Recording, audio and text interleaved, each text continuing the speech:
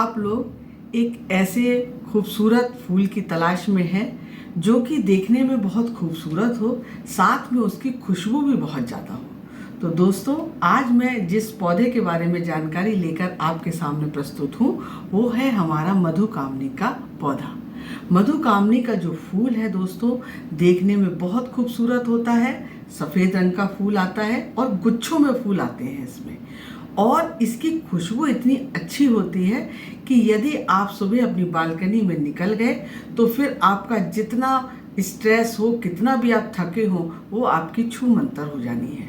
तो इसको लगाने के लिए, यदि आपको लगाने का मन है तो इसको आप या तो फरवरी से लेकर के अप्रैल के बीच में लगाइए बसंत ऋतु में, और या फिर मानसून में जब बारिश हो रही है तो जुलाई से सितंबर के बीच में इसे आप लगा सकते हैं।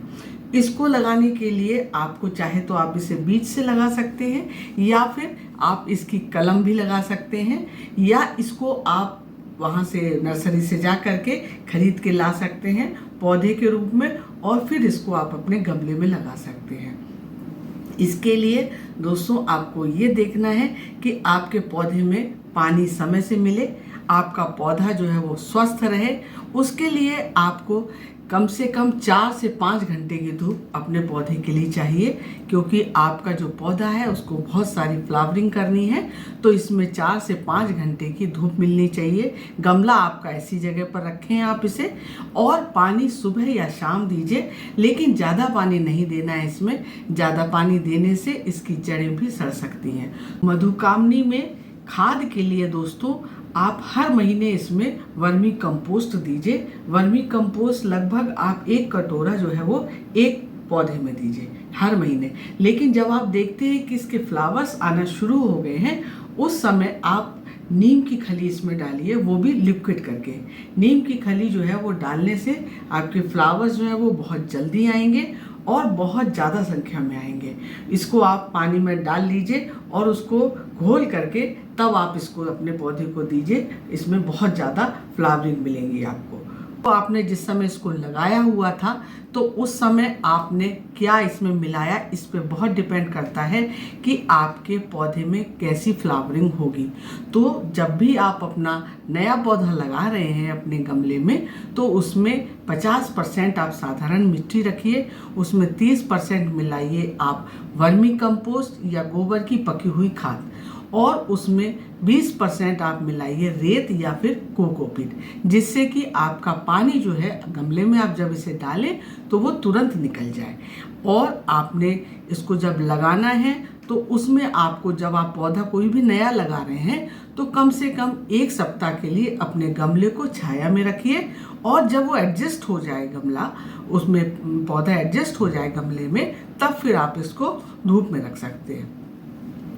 दोस्तों, जो भी इसमें मधुकामनी में फूल खिल रहे हैं तो उसको आपको हटा देना है, जो खिले हुए मुरझाए हुए फूल लगे हुए हैं, जिससे कि आपका जो पौधा है वो नई कली बनाने में लगे। आपकी जितनी उसकी एनर्जी है वो नई कली को बनाए। और अपना जो पौधा है इसकी आपको गुड़ाई करना है।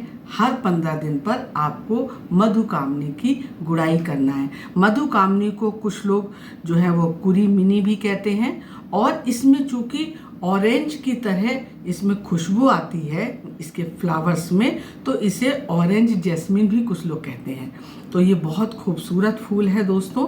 इसका 20 डिग्री से लेकर के 35 डिग्री तक यदि टेम्परेचर है आपके यहाँ का, तो उसमें मधुकामनी जो है वो बहुत अधिक फ्लावरिंग करता है। दोस्तों, जो हमारे नए बिगनर्स हैं, जो नए गार्डनर हैं, वो मधुकामनी में और मधुमालती में कुछ वो कंफ्यूज हो जाते हैं और दोनों को एक ही समझ लेते हैं। मधुमालती जो है वो गुलाबी से लाल से उसमें फ्लावर्स आते हैं गुच्छे में, और जो मधुकामनी है उसमें सफ़ेद रंग के फूल आते हैं। फूल दोनों के ही बहुत सुंदर होते हैं और खुशबूदार होते हैं। और इसको आपको जब अपने पौधे को लगाना है तो उसमें आपको इस बात का ध्यान रखना है कि जब आपने इसमें फूल ले लिए, आप जानते हैं कि ये जो है वो 2 बार फ्लावरिंग करता है। एक तो फरवरी से लेकर के अप्रैल के बीच में मधुकामनी बहुत सारे फ्लावर्स देता है, और जुलाई से लेकर के अक्टूबर तक जून, हो सकता है कि आपने जल्दी उसकी प्रूनिंग कर दी होगी तो जून से ही देना शुरू कर दे आपका मधुकामनी, लेकिन जनरली जुलाई से लेकर के ये फ्लावरिंग शुरू करता है और अक्टूबर तक करता रहता है। तो आपके जब ये फ्लावर्स नहीं हैं, उसके फ्लावर्स खिल चुके हैं, उस समय आपको मधुकामनी की थोड़ी थोड़ी प्रूनिंग करना भी ज़रूरी है। प्रूनिंग करने से दोस्तों आपका जो फ्लावर है वो बहुत ज़्यादा संख्या में आएंगे आपको, क्योंकि उसमें बहुत ज़्यादा शाखाएं बन जाएंगी और आपके फ्लावरिंग का जो साइज़ है वो भी बहुत अच्छा हो जाएगा। आपका जो पौधा है वो पूरी तरीके से घना हो जाएगा, और जब घना पौधा हो जाता है, एक अच्छी शेप में पौधा होता है, तो जब उसमें फ्लावरिंग होती है तो बहुत ज़्यादा उसको खूबसूरत बना देती है। इसके लिए यदि आपके पौधे में परमानेंट, चूँकि ये प्लांट है हमारा मधुकामनी परमानेंट प्लांट है, तो इसको आपको बड़े गमले में लगाना है। छोटा गमला मत लीजिए, कम से कम 12 इंच का ज़रूर लीजिए। यदि आपके पास बड़ा गमला है तो आप बड़े गमले में लगाइए, क्योंकि जो है ये परमानेंट प्लांट है और कई साल तक आपको ये फ्लावर्स देगा, तो इसलिए इसको आपको बड़े गमले में ही लगाना ठीक होगा। इसको बहुत ज़्यादा रोग होने के चांसेस हो सकते हैं बरसात में। इसमें आपका एफिड्स लग सकता है बरसात में, तो आप उसके लिए जो है उसमें नीम का तेल को पानी में मिला करके स्प्रे कर सकते हैं, और उसमें आपके एफिड्स में जो है हरे हरे और काले काले कीड़े लग जाते हैं पत्तों में, तो उससे अटैक हो जाता है इसमें। तो फिर आप इसमें नीम के तेल का स्प्रे कर दीजिए। और इसमें यदि मिलीबग आ जाते हैं, सफ़ेद रुई जैसे इसमें कीड़े लग जाते हैं यदि, तो इसमें आपको पत्ते को और आपके पौधे को नुकसान कर सकते हैं। उसके लिए आप डिश वॉश सोप जो होता है उसको पानी में मिला करके स्प्रे कर दीजिए, तो उससे आपका पौधा जो है वो पूरी तरीके से स्वस्थ हो जाएगा। तो दोस्तों, ये रही जानकारी आपकी पौधे के बारे में, मधुकामनी फ्लावर्स के बारे में। यदि आपको जानकारी अच्छी लगी तो वीडियो को लाइक कीजिएगा, और यदि चैनल पर पहली बार आ रहे हैं तो सब्सक्राइब करना मत भूलिएगा, जिससे मैं जो भी वीडियो अपलोड करूं उसकी आपको नोटिफिकेशन पहुंच जाए, और आप भी बागवानी के नए नए तरीके, नए नए चीज़ें देखते रहें और गार्डनिंग को एंजॉय करें। हैप्पी गार्डनिंग दोस्तों, मिलती हूँ आपसे अगली वीडियो में।